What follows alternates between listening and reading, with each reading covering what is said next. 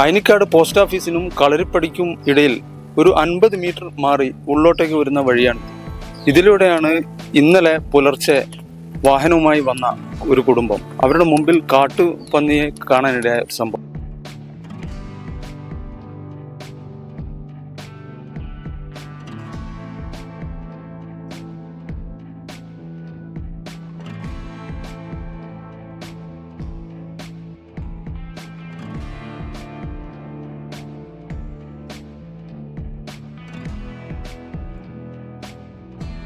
ഈ വഴിയിലൂടെയാണ് കാറുമായി ഓടിച്ചു പോയ ഫാമിലി, ഒരു വീട്ടുകാർ കാട്ടുപന്നി കടന്നു പോകുന്നത് കാണുകയും അങ്ങനെ വാഹനം ഓഫ് ചെയ്തപ്പോഴാണ് കാട്ടുപന്നി ഇതിലെ കടന്നുപോയത്. ഞാൻ യാനിക്കാട് 8-ാം വാർഡിൽ താമസിക്കുന്ന ഒരു വ്യക്തിയാണ്. എൻ്റെ വീടിൻ്റെ മുമ്പിൽ കുറേ കാട് കൂടിയിട്ടുണ്ട്. ഈ കാട് കൂടിയിട്ട് പല ജീവികളും വന്ന് താമസിക്കുന്നത് പല പ്രാവശ്യം പയ്യോളി മുനിസിപ്പാലിറ്റിയിൽ പരാതി കൊടുത്തിട്ടും യാതൊരു നടപടിയും ഉണ്ടായിട്ടില്ല. ഇന്നലെ ഈ പരിസരവാസികൾ ഇവിടെ ഒരു പന്നിയെ കണ്ടതായിട്ട് റിപ്പോർട്ടുണ്ട്. പക്ഷെ അതിൻ്റെ പേരിലും അന്വേഷണമുണ്ട്. പക്ഷെ യാതൊരു നടപടിയും ഉണ്ടായിട്ടില്ല. അപ്പോൾ കുറേ കാലമായി കാട് കൂടിയിട്ട് അതിൻ്റെ ഓണർമാരുടെ അടുത്ത് ഞങ്ങൾ പറഞ്ഞിട്ടും അവർ യാതൊരുവിധ ശ്രദ്ധയും ഉണ്ടായിട്ടില്ല. അതുകൊണ്ട് ഇതിൻ്റെ പേരിൽ പയ്യോളി നഗരസഭ ശക്തമായ ഇടപെടൽ ഉണ്ടാകണമെന്നാണ് എനിക്ക് പറയാനുള്ളത്.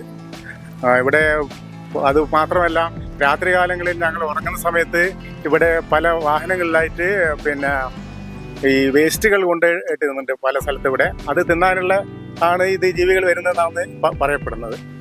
അപ്പോൾ അതുകൊണ്ട് മുനിസിപ്പാലിറ്റി എന്തായാലും ഇടപെട്ടിട്ട് ഇത് കാട് കൊത്തിയിട്ട് വൃത്തിയാക്കാനുള്ളൊരു നടപടി എടുക്കണമെന്നാണ് എനിക്ക് പറയാനുള്ളത്.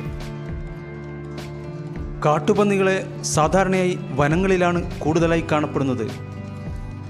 എന്നാൽ കുറ്റിക്കാടുകളിലും കാട്ടുപന്നികൾക്ക് അനുയോജ്യമായ വാസസ്ഥലങ്ങൾ ലഭ്യമാകുന്നുണ്ട്. ഇവിടെ അവയ്ക്ക് എളുപ്പത്തിൽ ഒളിഞ്ഞിരിക്കാനും ആഹാരം തേടാനും സാധിക്കുന്നു. പുൽമേടകളിലും കാട്ടുപന്നികൾക്ക് ആഹാരം ധാരാളമായി ലഭിക്കുന്ന സ്ഥലം തന്നെയാണ്.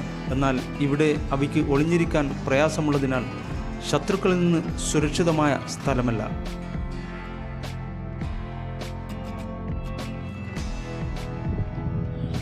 പൊതുവെ പറഞ്ഞാൽ കാട്ടുപന്നികൾ വനങ്ങളിലും കുറ്റിക്കാടുകളിലും പുൽമേടകളിലും വയലുകൾ, തണ്ണീർത്തടങ്ങൾ എന്നിവയിലുമെല്ലാമാണ് തങ്ങളുടെ ആവാസ വ്യവസ്ഥയായി തിരഞ്ഞെടുക്കപ്പെടുന്നത്. കാട്ടുപന്നിയെ ശ്രദ്ധയിൽപ്പെട്ടതോടെ പ്രദേശവാസികൾ ഏറെ ഭയപ്പാടിലാണ്. ഇവിടെയുള്ള കുറ്റിക്കാടുകളിൽ ഇത്തരം ജീവികളിൽ നിന്നും ഭീഷണി നിലനിൽക്കുന്നതായി പ്രദേശവാസികൾ പറയുന്നു.